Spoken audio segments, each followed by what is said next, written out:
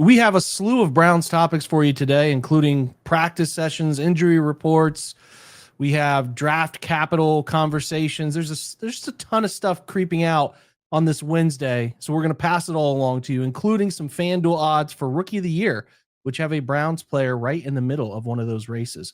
So we have a lot to talk about. Let's get going with our latest Browns Film Breakdown podcast, brought to you by FanDuel Sportsbook and Monfredi Dental. What's up, everybody? What's happening? Welcome to today's show. It's Browns Film Breakdown. It is Thursday, November 13th. Hopefully you are doing well. We're like a week away now, Brad, or is it 2 weeks from Thanksgiving? We're getting close. I think it's 2 weeks. My math isn't mathing on that one.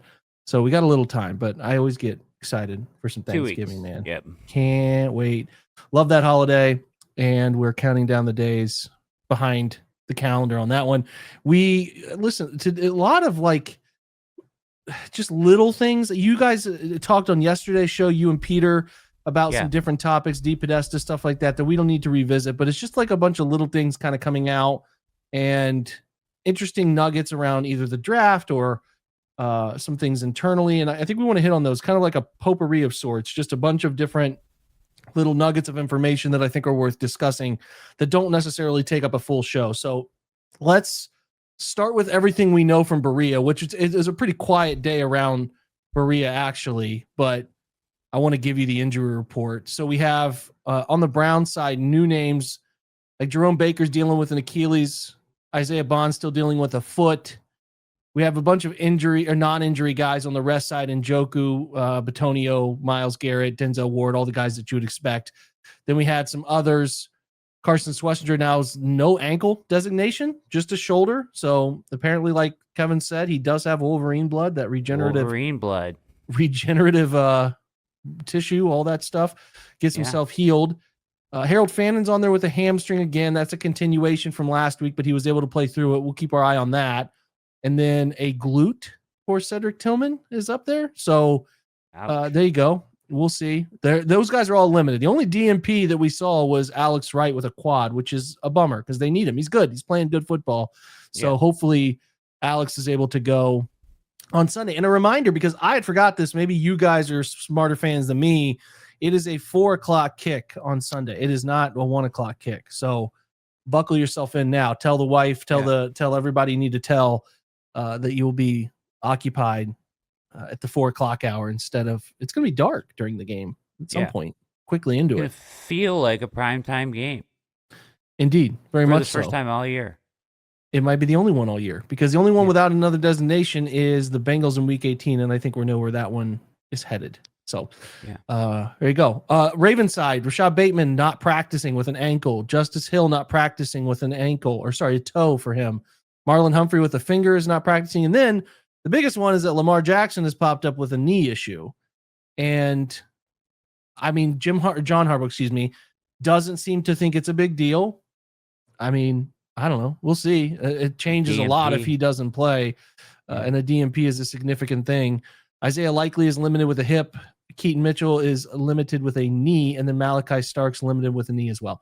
So for the most part, if Lamar's playing, which we still presume he will based on what Harbaugh has to say about things, this is the healthiest the Ravens have been in a while. I mean, they went after the Browns game, they went into a dark place with injuries. And then like so much of the NFL, as a reminder, is when you play a team and like who is available during that game, like what quarterback did you face? That sort of stuff is a huge, like when we do those schedule prediction things, it's not good business. It's not good entertainment to be like, I don't know. We'll see when they play them. But so much of the schedule is like, it is. I mean, obviously not all of it or not half of it, because there's travel and there's, a collective team is going to be there for the most part. There's going to be some extreme circumstances, but there's a lot of luck involved every year with, these teams. There's like people who chart this too very well of like, hey, these are the quarterbacks they've faced 2 quarterbacks all year in the top, 14 of EPA per drop back and stuff like that. Like that's a huge thing. That's a huge part of what's going on with the Patriots to start the year. And I had heard that interesting note about this topic where it's like, I think it came from Bill Simmons, which is pretty rare these days, but he had said something like, if you were another team, would you trade like a first round pick to get the Patriots schedule.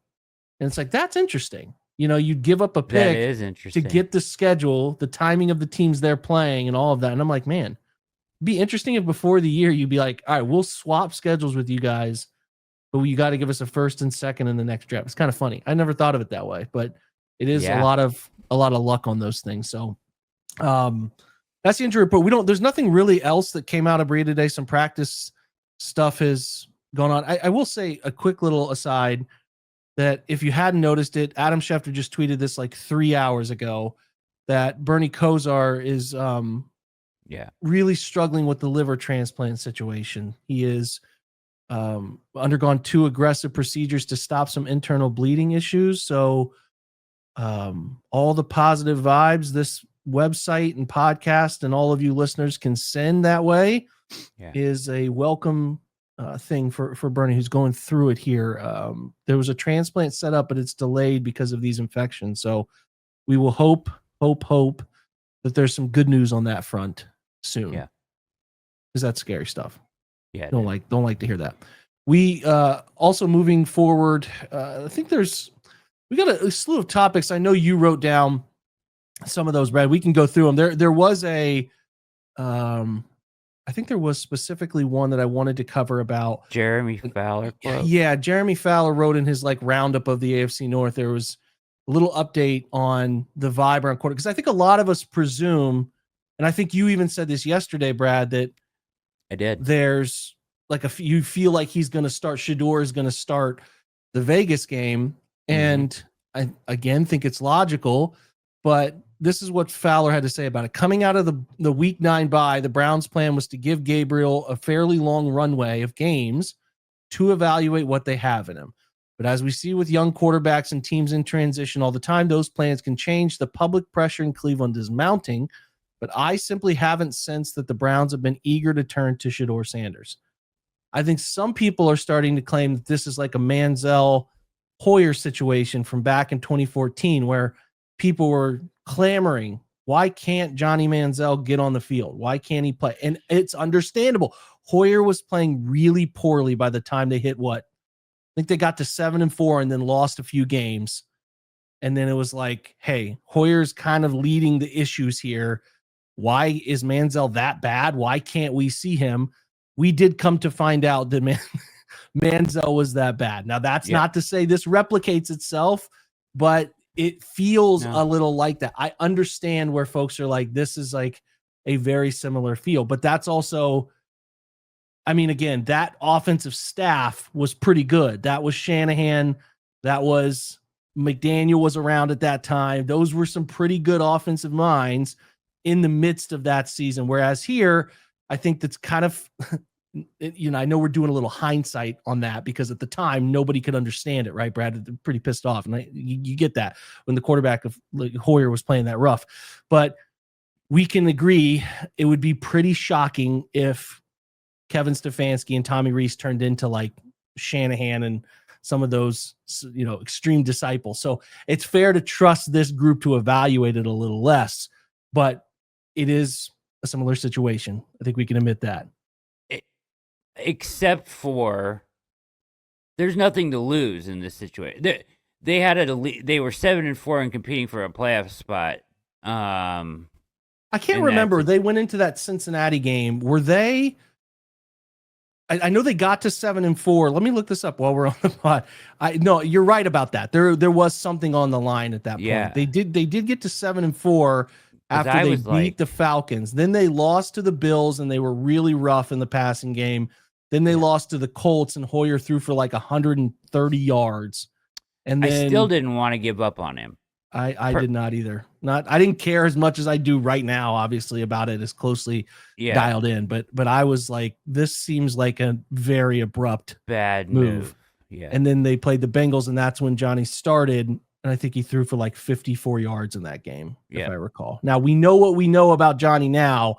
I do not think Shedeur is going about life in a similar fashion. That is not to say we're comparing Shedeur to Johnny Manziel, but it is a similar potential. I know people are going to get mad at me about that, but I just am saying it's a similar thing here. Your point is fair, Brad. There's nothing to lose for the rest of the season. No. The team is not in the same place. They should be evaluating him. And there have been some people who think there's a chance. I know Kevin had said offhand, I don't know anything about our plans with Deshaun Watson, but like, do you think Deshaun Watson's going to start a game here again before Shedeur does? Before Shedeur, definitely not. I don't think he is at all. I think they would play Zappy before they played Watson. I think that it's dangerous if you played Watson at the end of this year, say week 18 or what. I think that's dangerous because if for some reason Andrew Berry sticks around, now you've opened the door to him being around next year for an entire season. And what does that present as far as options at that point? Like, I think you keep that door closed as, this year, and then hopefully it stays shut into all of next year because you do enough in the offseason to not make it a necessary option, right? We're in the twilight zone of all of this because, like, it's insane. Yeah. I am like, what I'm saying is I'm recognizing that any outcome is possible. Shedeur could come in and light the world on fire. He could come in and replicate what we just said about Manziel. You probably out there listening to this have your feeling on it one way or the other, but none of us know. None of us know. It's mystifyingly strange. I'm watching this tape from Dylan Gabriel from the Jets game, and I'm like, brother, this is rough. And he's nominated for Rookie of the Week. And I'm like, what in the world? I feel like I'm in the twilight zone out here. And then I'm seeing people today posting like, look at what Josh Allen's first 5 games were, Baker Mayfield's first 5 games were. And I'm like, I liked what you wrote on turn on the tape. Like, you at some point have to, like, what do your eyeballs tell you? Like, use your brain. What does your brain and your eyeballs tell you about how he plays versus those guys? He doesn't have those tools. And the things that you need to have for a guy like him, they're not showing up either. No. So not even flashes, Jake. Like it'd be one thing if there was flashes of greatness or good football from him, but there's not even flashes of it. Yeah, there's more confounding scenarios happening where you're like, how do we not, like, what are you looking at? How do we not see that? Where is that ball going? There's not anything for me that gives me the belief running him out there 5 straight more weeks is going to render him better. I have very little. I talk about this with defensive tackles a lot and sometimes tight ends, but more DTs. Like, you need to show me how you're going to win. I don't care that you're good or consistently good your first year. I need to see flashes of the stuff that's going to show a way you win over time. Like, are you going to have a swim move that's going to be your bread and butter? Do you have a little Euro step or you have a little club swipe? Like, what are you getting to that gives you some good results? Although you got some bad ones because you're a rookie facing NFL offense. That's where I'm at with Dylan is like, I don't see anything he's doing well right now that leads me to think like, oh, they can live on comebacks and corners and outbreaking routes with him that can give him opportunity when he's on the move. Like, he's not accurate on the move. He's flummoxed inside the pocket more often than you want him to be. So I can go on, and I have done this in video, so I don't need to keep doing it. But like, I guess it's, I don't know. There's 2 ways of thinking about it that are still very true. You either think the NFL and the Browns in particular are holding Shedeur back, and Kevin has a favorite here, and he's trying to play his guy, or Shedeur is just not capable of doing anything functional, like nothing. So I don't know. And we've gone down this road. We've talked too many times about this. Truth. I don't know, man. The truth. I don't know. I think people, but I would just say people thought the same thing about Manziel. Okay. And of some of the others over the years, it's in the range of what do we always say, Brad? It's a non-0% chance. That he's just not good. And I want to find out though. I would like to find out. Based off of what we know in the film that we watched, he was better in college than Gabriel was. So why wouldn't we assume that he could do a better job at this point? I'm interested in figuring that out. I think there's probably a lot of guys out there who have like go back and say Josh Rosen's college tape was more consistent than Josh Allen. Like, it can be where a guy's college performance doesn't translate to the league. But It's Allen's just in a tools non-zero. are better than Rosen's.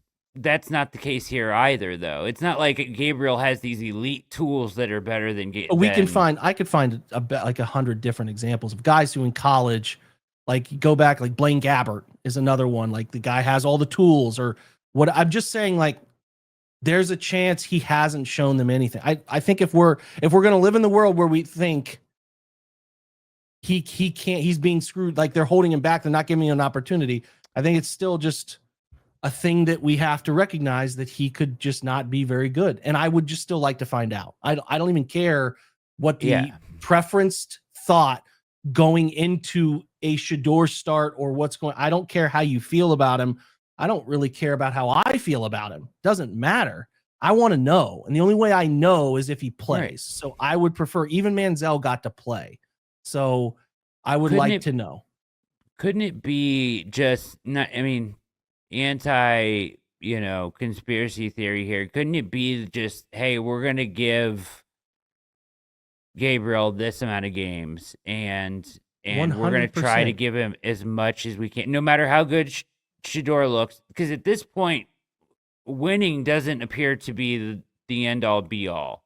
But I would also not like Shedeur to trot out there in like the last 4 games of the year when everyone's in vacation mode. That's where I think that's a flawed approach to it. So like, I don't know, dude. Why I'm pointing to Las Vegas, but that would give them each 6 potentially.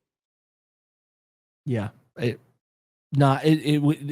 odds are, and I said this weeks ago, the odds are really stacked against him if that's the course of action they go to. Maybe he comes in, maybe he starts the Vegas game. I don't know. He'll have a chance. I just don't.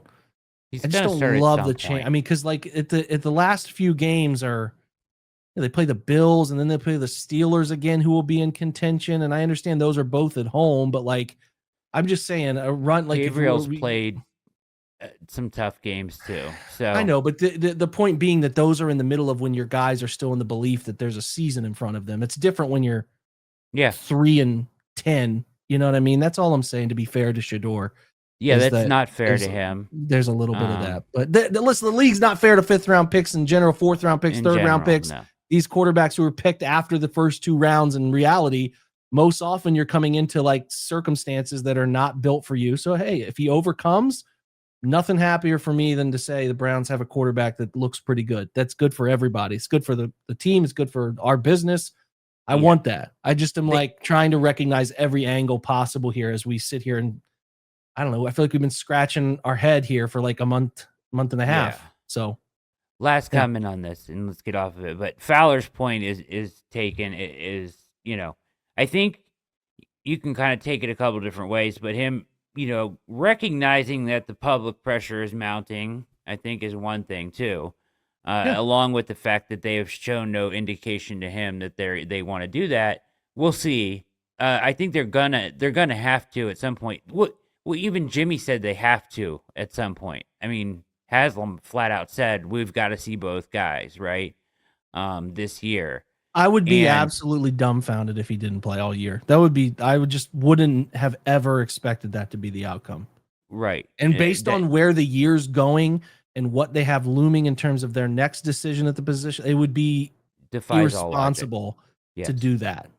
To if you took him in the 5th, you traded up for him. So if you traded up for him and you did all these things to make sure you could get him, you need to try to let him play at some point, because the only way you wouldn't let him play is if, like, man, Dylan's on a friggin' heater right now. Like, we can't take him off the field. It's not the case. So it's the polar opposite. It's mystifying that this can't happen without being told to, like, they should. Again, it's like the comment from, I keep going back to Zimmer when I talked about Kalaman. I see him every day. We don't get any of that. We've never been told. Like, if they were illuminating us, we're like, hey man, Shedeur's not there yet. We don't think it's best for him right now on the field. Like, what I'm getting at is we have been told nothing that would tell us the story. So what we're doing is, hey, conjecture, because we're trying to understand it. So, could be just as simple as, like you said, 6 games at the end of the year, he gets them. Unless Dylan him off the field, and Dylan's not really keeping anybody off the field right now. So that could be the case too.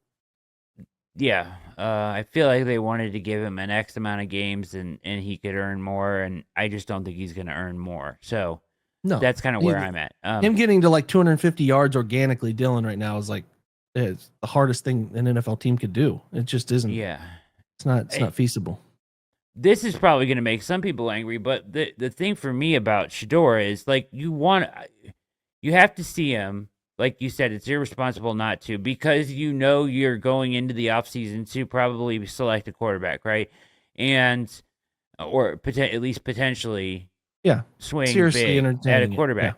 And I don't want him to be the backup on this team moving forward. I would agree with that. I think the headache of this conversation we're having is the point of that. It's so the like exact figure point. it out. So The figure out noise what is too much. Yeah. So couldn't agree this more. discussion cannot continue in year after year. It's not sustainable. That's why I think he fell so far in the draft. Is people didn't want this noise as the backup quarterback. So you either figure out if he's the guy, and if not, then let's move Fifth on. round pick, man. Trade him Those off. get moved on. Yeah, they get moved off all the time. I'm with you. Great point by you there. Yep. Schwesinger at plus 185 on FanDuel, defensive rookie of the year. That's exciting, man. Nobody's run away with it. Usually there's an edge that like takes over. Abdul Carter really hasn't taken over. He hasn't done enough, and even his teammate Mason Graham hasn't done enough statistically, even though there's like those guys are on the field a lot. The same for Jihad Campbell, who's playing pretty well, but a different role at linebacker. I think Schwesinger's got the inside track to win it. And when this SOB doesn't miss a single game because of a high ankle, like that's nuts. And he played pretty well in this game. Again. Well, yeah. So he's like, it's an exciting football player, man. A really exciting football player. Then, like you said, like he's plus 185 on FanDuel for odds. If you can still go get that, I think it's a decent thing to go get. If you want to make a little plus money, I mean, I guess Carter could have like a ridiculous close of the year, but Schwess is going to play every snap. He's going to be tackles. He's going to blitz and get a couple more sacks. He's probably going to get another pick. Yep. It's his year. It feels like it's all trending toward it being his year. Yeah, him being on the, I guess in horse racing, having the, the inside track here, I think puts him in a really good spot the rest of the way, because like you said, if he plays, he's going to put up numbers and statistics, and he's going to make plays. He's proven that. Man Worry, I think, is another guy that probably deserves more consideration. He's a super special player, but you're just not going to put up statistics like that at safety. No, I agree with that. And he got he got hurt, so he missed some games too at the beginning of the year. There's just like a lot of things in Schwesinger's favor here. Yeah. It's not, I don't know. Do you know the last rookie linebacker to win it? Like a true off-ball linebacker? I'm trying to look real quick at the history of rookie of the year and see if there's a list here that makes sense real quick. All right, we're gonna get to this quickly. Closing on it. AP defensive rookie of the year winners. So Jared Verse is an edge rusher. Will Anderson is an edge rusher. So Sauce won it in 22 as a corner, but then it's like Micah Parsons, Chase Young, Nick Bosa, and then the one that would be the closest comp is Shaquille Leonard. So Shaq won it in for the Colts in 2018. So that's the last off-ball backer. There haven't been, I mean, like if you go back for the Luke Kuechly in 12. So like Kuechly and Shaq, like those guys, I mean, obviously Kuechly's a Hall of Famer, special. Shaq wasn't quite as good. His prime was really good. Didn't last as long, but he was at the top of that position. And then like the guys who have won this thing, man, like D'Amico Ryans in 06, Patrick Willis in 07. These are really some of the better off-ball linebackers, man. Like Urlacher won it in 2000. So if you're an off-ball linebacker that wins Rookie of the Year, you're a dude. You're a dude. Yeah. You're probably... I think Schlesinger's a dude. I do too. Yeah. He fits that category. Yeah. It's great exciting. Pick that I didn't like especially initially. if you can get him next to JOK in any capacity, boy, that would be what a world. filthy. What world? You had there was a note from Andrew Siciliano on youth the Browns are playing, and it's just something to take in case you missed it on. It was really a social media thing. So if you're not on Twitter, it's Blue Sky, you probably wouldn't see this. So we wanted to share it. 280 offensive touches. Yeah, so 280 touches by rookies this year on offense. Which is insane. Which is the most in 26 years. I think that's right. Yeah, so through 9 games, it's the most in 26 years, second most through 9 games in the Super Bowl era, behind the expansion AFL Bengals in 68. That's wild, man. That's wild stuff. It checks out, right? You got to think they're throwing to Fannin, they're throwing to Simpson, they're throwing to Bond, touches for Quinchon. It's a lot. I mean, it's two ways to look at that, right? It's probably somewhat irresponsible to have that much emphasis on rookies that quickly, but also it's kind of fair to be excited about the prospect of that. Not that they're clearly not that they're producing anything crazy, right? Because this offense is pretty anemic, but there's a lot of talent there. Yeah. And that rookie group still would like to find something more meaningful for Samson. That's bothering me, still kind of lingering out there. There's, I mean, I don't know. I'm excited about it. The flip side of that of hey, this is a youth movement. Here's the example of why it's a youth movement, why the offense is struggling. Well, the offensive line is the antithesis of that. They're one of the oldest in the NFL. Yeah. Going to need to replace all of those guys, except for maybe, I mean, I don't know. Joel's playing so well that I'm if he wants to play another year, not the worst thing in the world. You think he could do it physically? He's having the best year of any of the offensive linemen they have. I think he's not Joel Bitonio of 5 years ago, but if he still wants to play and hey, I'd like to run it out there with a quarterback and this is going to be 2 straight years of 3-4 wins tops. Yeah. Does he want to go out that way, or does he want to have a better chance with some inspiring young quarterback? I don't know. I don't know what his body's telling him. It'll be another big decision, but it is daunting to consider replacing all 5 there. So here's what you have to so that brings me back to what I wrote about this morning, in that you got to get a look at Whippler somehow, and you got to get a look at Zinter before the end of this year, because you can't go into the offseason not knowing what those guys are. Because that's they'll have an idea from practice. It's not that they don't know, and I'm not saying you're saying that, but I would just like to see them more in-game environments and just all that comes with, an NFL game and checks and movements and all of that. So I'm totally with you. The thing that's interesting, I know we also Over the Cap put out a little something about teams with the most to gain through trades and comp picks that are looming. And the Browns do have some, Wyatt Teller would be a comp pick, same for some of these others if they get signed, like David Njoku. So, them balancing lead by far. Yeah, them balancing some of those with the future. You know what I mean? I think that's where it gets a little interesting. How they're going to balance hey man, Wyatt. Well, I guess that'll probably give us a pretty good idea.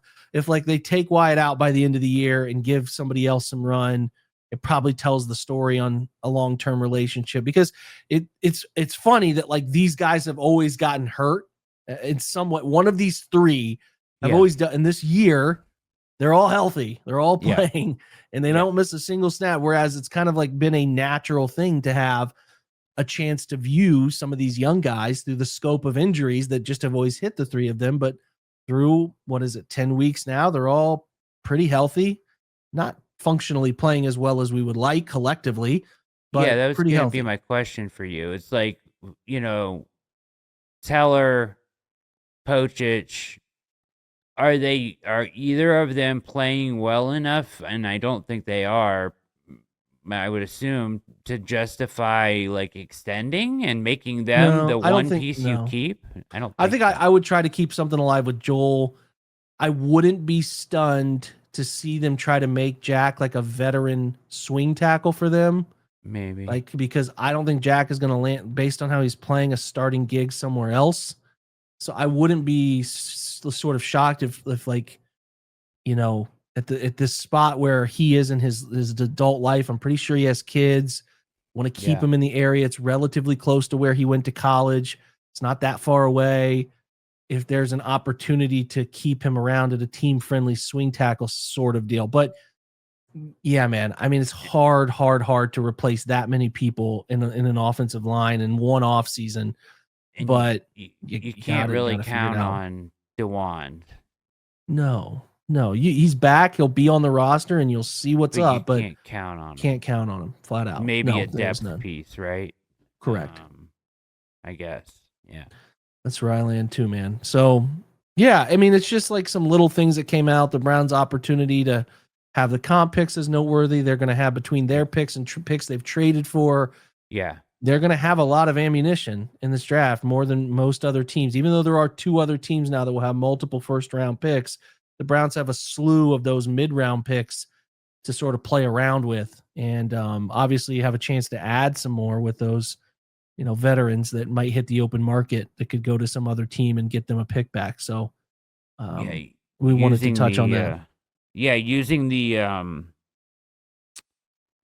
projected gains from the most Fitzgerald Spielberger draft value. So it places, if in case you don't know, that sounds so foreign. It's a combined chart by 2 guys who created it that gives a point value for every pick. Yes. So the first overall pick has a point value, and then the Mr. Irrelevant pick has a point value. And it gives you an idea of like, hey, if we trade a first and a fourth, and they give up a second and a third and a fourth, what does that equal out? Does it come out to like just a way? It's not a perfect science. It's just a way to track capital across trades or entire drafts. There was the initial trade chart, which was the Jimmy Johnson value chart. Jimmy Johnson he created. Yeah. Trade value chart. This one's the PFF's version that they've made. This is and there's a Rich Hill one out there too. Great pitcher. Lasts a lot of years in baseball. Yeah. So there's a couple of these. They're I think most people kind of lean on the newer ones, but I know some people pretty much still believe in Jimmy's too. I mean, teams are different that way. Either way, it's just a guide for what you're getting back in a trade that includes draft picks and how to measure it, right? So, and just giving you some kind of guide in value. And in this outcome, and this is above what each team already has, the Browns are by far the most points we'll be getting in trades and comp picks at 2,344 points in pick value. Mm-hmm. The Texans are second best at 1,511, Rams third, Pats fourth, Dolphins now up there at fifth with 1,145, Jets and Titans. So, yep, there you go. So if you want to feel optimistic about it, they can nail another draft, as Jake calls it, a Hail Mary. Then we'll be on our way. We'll be on our way. All right, does that wrap it up? Is that all the potpourri we have, or was there anything else? That might be it. I think that's it. Okay. Well, we'll keep our eye on Lamar Jackson. That's the big thing looming for this weekend, because it is not the same football team without that maestro back there playing the position. A fact. We will keep our eye on that. So, all right, that's all for today. We will have more for you tomorrow. Keep making up some fun topics for you. We will actually do a mailbag, so keep your eye out for the mailbag version tomorrow. So, all right, guys, appreciate you much. Yeah, we'll get your questions answered. That's a good reason to join the site to talk through future topics and all that fun stuff. So, all right, that's it for today. Appreciate you guys being here. Make sure to subscribe and follow and like all the audio platforms, and make sure to go to YouTube and subscribe. Make sure to go to Instagram, TikTok, all those spots that we're appearing, and stay up to date with everything we're doing here at Browns Film Breakdown. Thanks for being here, guys. And as we say, go Browns.